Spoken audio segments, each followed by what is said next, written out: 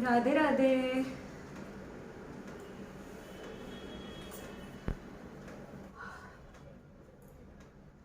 राधे राधे का जवाब तो कोई राधे राधे देगा नहीं। बड़ी गर्मी है यार। आशा करती हूँ सब लोग बड़ा मस्त होंगे, तंदुरुस्त होंगे, स्वस्थ होंगे, है ना। मुझे तो मेरे बिहारी की सेवादारी बजाने के लिए आना ही होता है और आना ही है। अभी मैंने परसों एक वीडियो डाला था जिसमें मेरे बिहारी को ना गोटी चाहिए था। उनका कहना था कि मैं उनकी गोटी चुरा कर लेकर गई हुई हूँ और उस गोटी के चक्कर में 3 दिन मुझसे वो कंचे ढूंढ के लाने में। और गोटी भी क्या है भैया, वो कंचे हैं कांच के जिन्हें हम लोग बचपन में खेला करते थे। उन कंचों को ले आने के में मुझे 3 दिन लग गए और उस 3 दिन की सज़ा मुझे ये मिली है कि मेरे बाजू में इतना दर्द यहाँ करा रखा था उन्होंने, इस जॉइंट मेरा हाथ ही नहीं उठ रहा था। और कह रहे थे जितना देर तू करेगी मुझे कि तेरा दर्द उतना ही पड़ेगा क्योंकि तू देर कर रही है ला के देने में। और देखो कोई यकीन नहीं करेगा पर यही वास्तविकता है। मेरे साथ तो भैया यही घटित होता रहता है। और रात इतनी मैं परेशान थी कि पूछो मत, इतना दर्द हो रहा था मुझे, इतना दर्द हो रहा था, रोने को आ रहा था। और फिर बिहारी खुद ही आकर के मुझे कहते हैं कि अब तूने कंचे ला दिए ना, मैंने तो 5 कंचे बोले हुए थे, तूने मेरे 5 कंचे चुराए हुए थे, अब आज के बाद तेरा दर्द नहीं होगा। और पता है मुझे सचमुच आज मुझे दर्द नहीं है। जो हाथ में बिल्कुल नहीं उठा पा रही थी, कल मेरी ऐसी बुरी हालत थी कि मैं हिला नहीं पा रही थी, आज देख लो मेरे हाथ कितने अच्छे हो गए हैं। तो आप मुझको मैं भी ऐसे ही करूँ। बड़ी कठिन है भक्ति, लेकिन जो उसका आनंद है ना, अद्वितीय, अद्वितीय जिसको कहते हैं ना, जिसका बेमोल है, जिसका कोई मोल नहीं लगाया जा सकता है।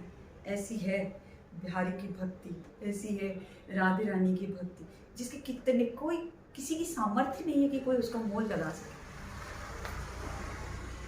और कैसे यार, ईश्वर के साथ मस्ती करने का अपना एक अलग ही आनंद है। कौन कर पाता है ईश्वर के साथ मस्ती, किसके पास आते हैं ईश्वर।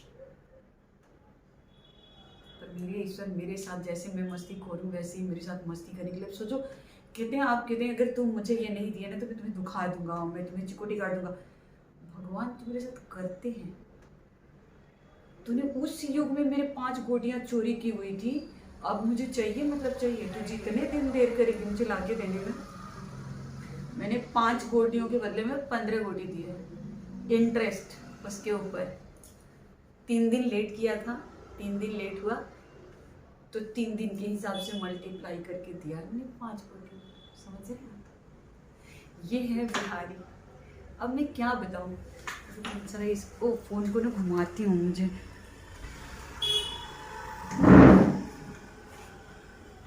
ये है बिहारी और ये है मेरी फेवरेट जगह जहाँ पे कि मैं रात में ना यहाँ बैठती हूँ।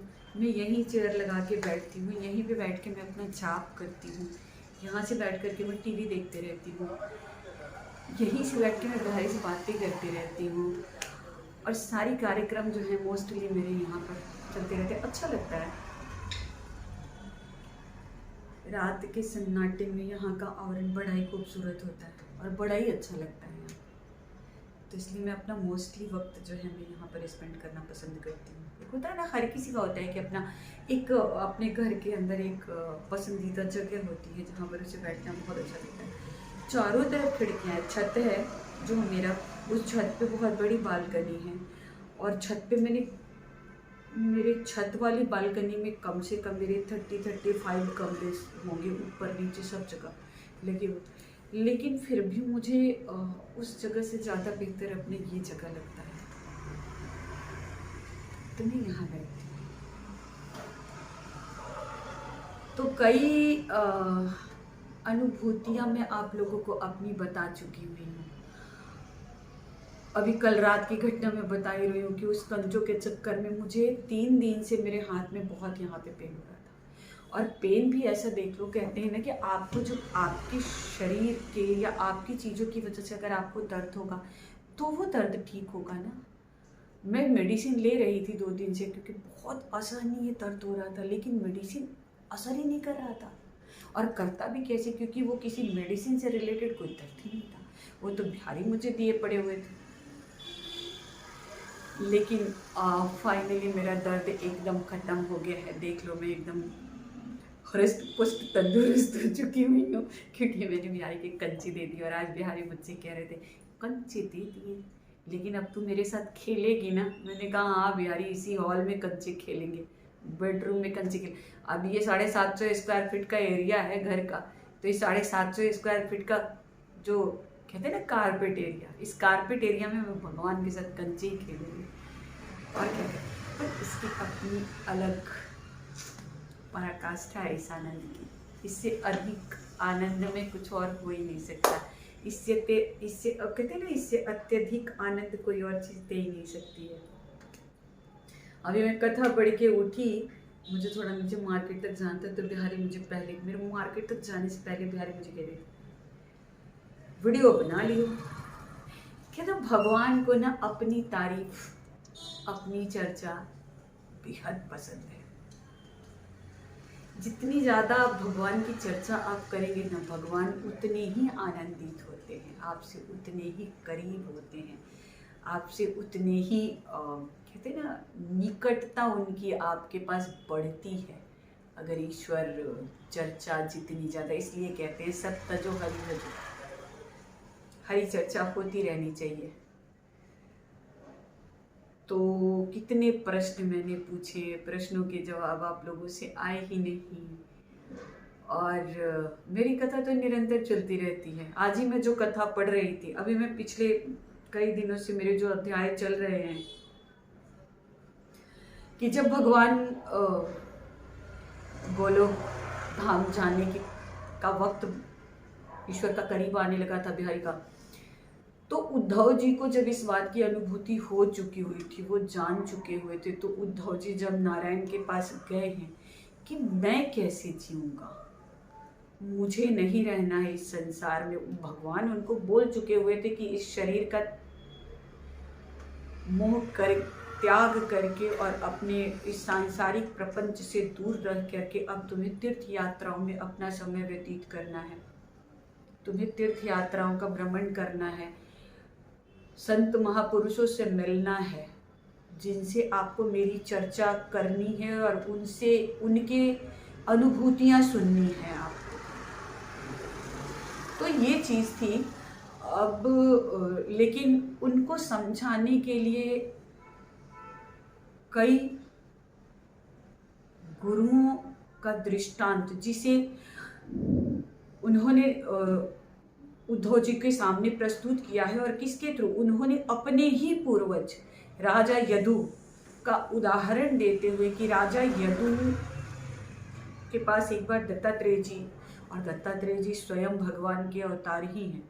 दत्तात्रेय जी जब उनके पास, अवधूत दत्तात्रेय उनको कहते हैं, जब दत्तात्रेय जी उनके पास पहुंचे थे राजा यदु के पास, तो राजा यदु ने अपने कुछ प्रश्न उनसे रखे थे, इस माया नगरी के, इस मोह के बंधन को कैसे दूर किया जाए, कैसे काटा जाए, किस तरीके से की जाए। ईश्वर की चर्चाओं से निहित जो है हरि चर्चा, कैसे भगवान अपने अवतारों में किस तरीके से कैसे चीज़ों को घटित कराया, कैसे करना चाहिए, कैसे इस मनुष्य तन में क्या करने से किस हिसाब से हम उस मोक्ष के, मनुष्य तन में अगर हम आए तो हर कोई सोचता है अरे हम तो ये कर लिए तो मोक्ष मिल जाएगा। मोक्ष इतनी आसानी से नहीं मिलता है, सबसे कठिन भक्ति है। और मोक्ष, इस शरीर का आखिरी लक्ष्य तो यही होना चाहिए कि अगर सबसे खूबसूरत अपनी कृतियों में मनुष्य को ईश्वर ने अगर रचना करी है या उसे गढ़ा है, तो यही सोचकर गढ़ा है कि ये ईश्वर चर्चा कर सकता है, ये हरि नाम संकीर्तन कर सकता है, ये अपने मोक्ष के लिए अपने आप को, अपने ध्यान को, अपने भक्ति को प्रबलता प्रदान करेगा, जो कि शायद मुझे नहीं लगता है 140 करोड़ की आबादी में 4 करोड़ भी जनता ऐसा कर पाती होगी। 4 लाख में तो कहती हूँ, 4 करोड़ तो बहुत बड़ा हो गया। 4 लाख लोग भी शायद उतनी शिद्दत से नहीं ही उस रफ्तार में दौड़ रहे होंगे, उस मैराथन में जो मैराथन चल रहा है। हर जीवात्मा उस मैराथन में दौड़ रही है, लेकिन कौन कब कहाँ माया के सिकंजे में फंस करके बैठ जाएगा और ठहर जाएगा ये नहीं पता, क्योंकि माया भी नारायण की ही धर्मपत्नी है और उन्होंने उनको उसी कार्य में लगा रखा है, फंदा फेंकने के लिए माया का। कब किसके गले में वो फंदा जाना है, कौन कहाँ रुक जाएगा, किस चीज़ की लालसा में, किस चीज़ की उत्कंठा में कहाँ ठहर जाएगा पता नहीं, और कहाँ वो छूट जाएगा।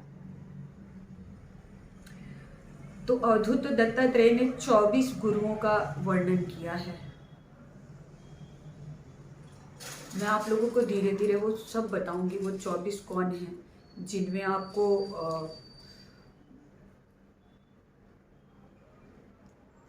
ऐसे ऐसे कबूतर है, मधुमक्खी है, अजगर है,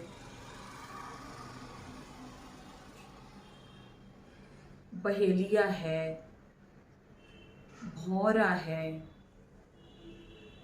बहुत सारे हैं। और इतना ही नहीं, उसमें पिंगला नाम की एक वेश्या भी है, और पिंगला को अमृत तो प्रदान है। हम कोई ऐसा मनुष्य नहीं है जिसमें कि पिंगला नहीं मौजूद है। जो पिंगला नाड़ी होती है, ये वही पिंगला है। लोग बड़े हेय दृष्टि से कहते हैं ना, वेश्या है, वेश्या है। अरे उस वेश्या ने ऐसा कृत्य किया कि श्रीमद् भागवत महापुराण में उसका नाम दर्ज हो गया। वेश्या कह देना, अपने जुबान से निकाल देना बड़ा आसान होता है किसी के लिए, लेकिन शर्म आनी चाहिए उन लोगों को जो किसी को वेश्या कह करके बड़ा नीच देखने का प्रयास करते हैं, पर अपने गिरेबान में वो झांकते नहीं हैं। वो झांक कर देखे कि क्या उस वेश्या के आसपास इर्द गिर्द भी कहीं वो ठहर पाएंगे। वो वेश्या पिंगला जिसने ईश्वर को ऐसा धारण किया अपने हृदय में कि श्रीमद् भागवत महापुराण में उसका नाम दर्ज होने के साथ साथ हम मनुष्यों के शरीर में पिंगला नाड़ी बनकर के वो मौजूद हैं। मैं धिक्कारती हूँ उन लोगों को जो ऐसे शब्दों का प्रयोग करते हैं, जो किसी को काली रूप में ऐसे शब्द का प्रयोग करते हैं।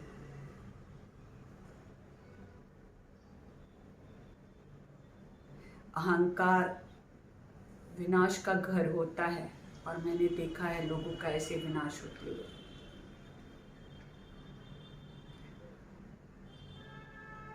बहुत कहते हैं ना, अवधूत होकर का हर 24 गुरुओं का नाम जो उन्होंने लिया है, गुरु का मतलब एक शिक्षक, और ऐसे ऐसे शिक्षकों के उदाहरण में मैं दूं, बचपन से लेकर के अब तक मैंने देखा हुआ है बहुत से ऐसे शिक्षक जिनमें स्वयं में संस्कार नहीं है। वो अपने बच्चों को, अपने आसपास के इर्द गिर्द के लोगों को क्या संस्कार सिखाएंगे। सिर्फ जुबान से प्रयोग करने का या जुबान से किसी चीज को कह देने से संस्कार नहीं हो जाते हैं। संस्कारों का निर्वहन बहुत कठिन होता है। आपके संस्कार आपको वहीं प्रदर्शित हो जाते हैं जब आप किसी के बारे में बुरा भला बोलते हो।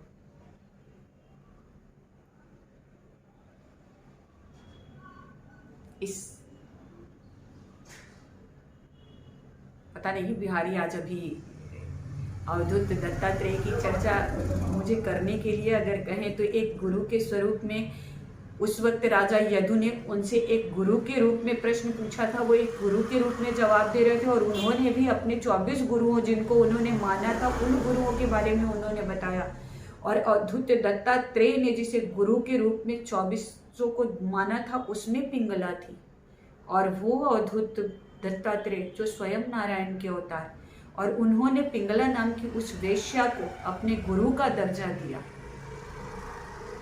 इस पे भी मैं आपको एक और देखिए, बिहारी अभी मुझे कह रहे हैं वो कथा बताने के लिए।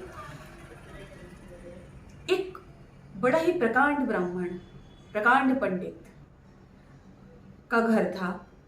तो लाजमी सी बात है कि वो ब्राह्मण है तो उसकी पत्नी भी जो थी, धर्मपत्नी, वो भी ब्राह्मणी थी, वो भी भगवान की सेवा शुश्रूषा करती थी, सब कुछ ठीक था। उसके ठीक घर के सामने एक वेश्या का घर था। लाजमी सी बात है, वो वेश्या है, उसका जो कर्म है वो वही करेगी, और वो ब्राह्मणी उसका जो कर्म था वही करेगी। लेकिन जो वो वेश्या थी उसके पास वक्त नहीं था, या वो अपना दिमाग नहीं लगाती थी, वो अपने घर के अंदर बंद रहती थी। चूंकि वेश्या थी, उसके यहाँ ग्राहक आते थे, जो भी था, नृत्य देखने या जिस किसी भी वजह से, वो उतनी ही देर दरवाजे तक आती थी, दरवाजा खोलती थी, बंद करती थी। कोई आया, दरवाजा खोला, बंद किया, कोई गया, दरवाजा खोला, बंद किया। लेकिन वो जो ब्राह्मणी थी वो भगवान की मूर्ति के सामने बैठ करके भगवान की सेवा कर रही है, लेकिन उसका पूरा दिमाग जो था वो उस वेश्या के दरवाजे पर लगा रहता था। जब भी उस वेश्या के दरवाजे की कुंडी खड़कती, वो वहां से उठ करके उस दरवाजे तक जाती, अपने दरवाजे से झांकती थी कि कौन आया है। तो भगवान की सेवादारी में ध्यान ना लगा करके, सेवादारी कर रहे लेकिन ध्यान सेवादारी में नहीं है, ध्यान उस वेश्या के दरवाजे पे लगा हुआ है। कोई फिर आया, कोई फिर दरवाजा खटखटाया, कौन आया, कौन गया, ये देखने में, इस चक्कर में वो ईश्वर को भजती ही नहीं थी। ब्राह्मण अपनी निर्द्वंद सेवादारी करता था।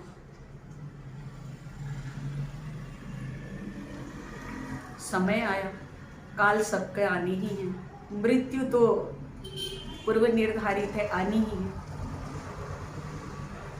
नियति देखिए, उस ब्राह्मण की पत्नी और इस वेश्या दोनों की मृत्यु एक ही दिन होती है।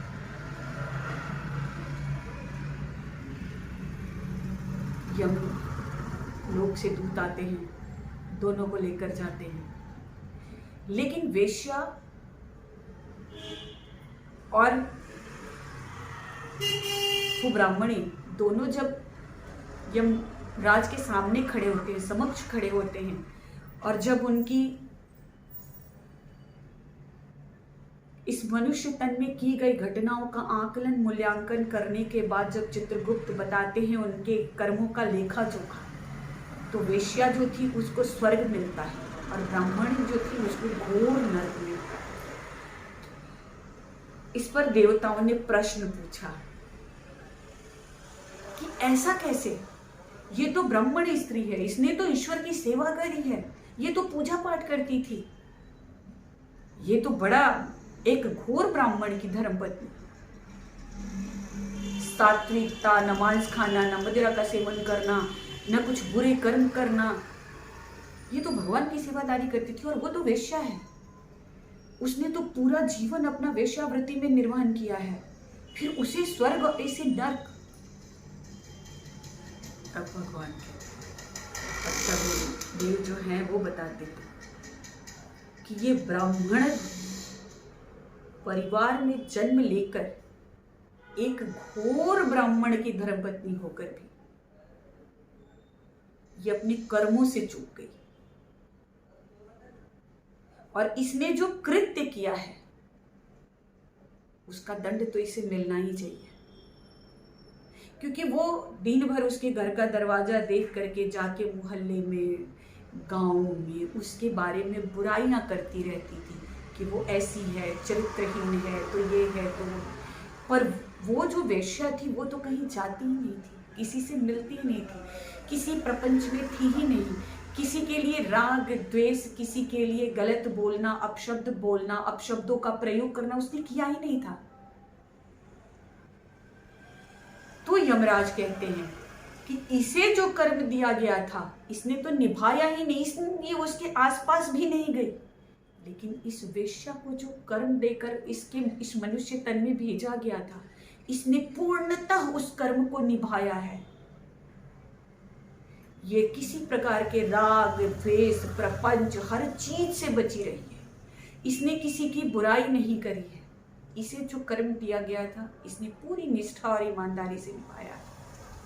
तो ये पूर्णतः स्वर्ग की अधिकारी है, और ये ईश्वर की सेवादारी करते करते उठकर दरवाजे से झांक कर देखना कि उसके दरवाजे पे कौन आया है, कौन क्या कर रहा है।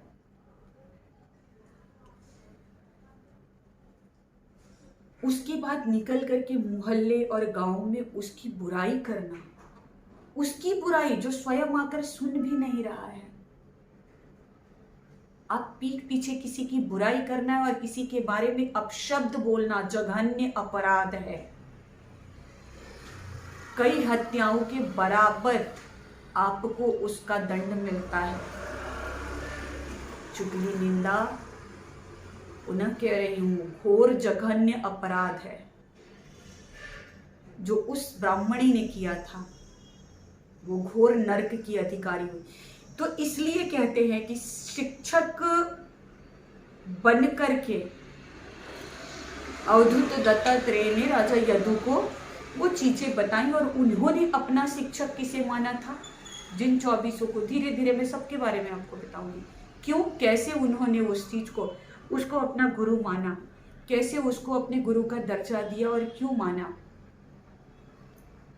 पर याद रखिएगा, मैंने बचपन में भी देखा है, मैं भी अपने स्कूल से लेकर कॉलेज से होकर के, और मैं भी आज जैसे अवधूत दत्तात्रेय लोगों को ऐसे 24 चीज़ों को अपना गुरु अपना शिक्षक उन्होंने बताया है, वैसे ही मैं अपनी ज़िंदगी में घटित होने वाले और मेरे जीवन में आकर गुजरने वाले हर किसी को शिक्षक मान के चलती हूँ। इसीलिए मैं हर टीचर्स डे पर उन्हीं लोगों को देती हूँ कि मेरी ज़िंदगी में अगर बुरे लोग भी आए तो वो भी मुझे कुछ सिखा के गए, तो वो मेरे शिक्षक ही हैं। केवल स्कूल में पढ़ाने से या किसी कॉलेज में पढ़ाने से, एक शिक्षक की उपाधि पा लेने से शिक्षक आप नहीं होते हैं। आप अगर चुगली निंदा दूसरों की बुराइयां करने में अगर आप घोर उद्धत हैं तो आप शिक्षक हो ही नहीं सकते। पुस्तक उठाकर ब्लैक बोर्ड पर लिखकर पढ़ा देने से शिक्षक नहीं होता है। भाई आप जो कह रहे हैं मैं वही कह रही हूं। शिक्षक का मतलब होता है ऐसी शिक्षा का दान देना जिससे कई लोगों का भला हो। उस ब्राह्मणी की तरह नहीं, उस वेश्या का उदाहरण रखिए, पिंगला जैसी वेश्या जिसका नाम श्रीमद् भागवत महापुराण में आ गया। किसी शिक्षक का नाम नहीं आया पर उनका आ गया, वो उनको अमरत्व मिल गया। आज हमारे शरीर में पिंगला नाड़ी बनकर के वो धड़क रही हैं, दौड़ रही हैं। तो शब्दों का चयन, किसी के बारे में चुगली निंदा, इन चीज़ों से दूर रहना अति आवश्यक है। उन चीज़ों से अपने आप को हटा करके अगर हरि चर्चा हरि भजन में लगाइए, और जब तक आप किसी को अच्छे से जानिए ना तब तक तो पूर्णतः प्रयास करिए कि आप उसके बारे में कुछ गलत बोलिए ही नहीं। क्योंकि मैंने कहा ना, देखिए बिहारी मुझे कह रहे हैं और वही मैं कह रही हूँ कि चुगली निंदा, किसी के बारे में पीठ पीछे उसकी बुराइयाँ, उसके बारे में अपशब्द बोलना, ये कई हत्याओं के बराबर जघन्य अपराध है। और इसके लिए नरक की ऐसी यातनाओं में आपको जाना पड़ेगा जो शायद आपकी कल्पनाओं से परे होगा, जहां आपको खून, पीप, मवाद, मल, मूत्र ऐसी चीजों का भक्षण करना पड़ेगा।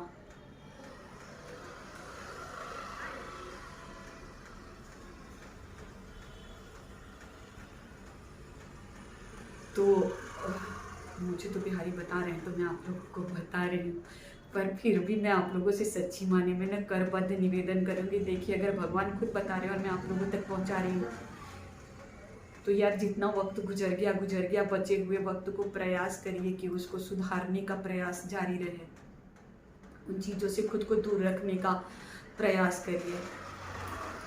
तो चलिए,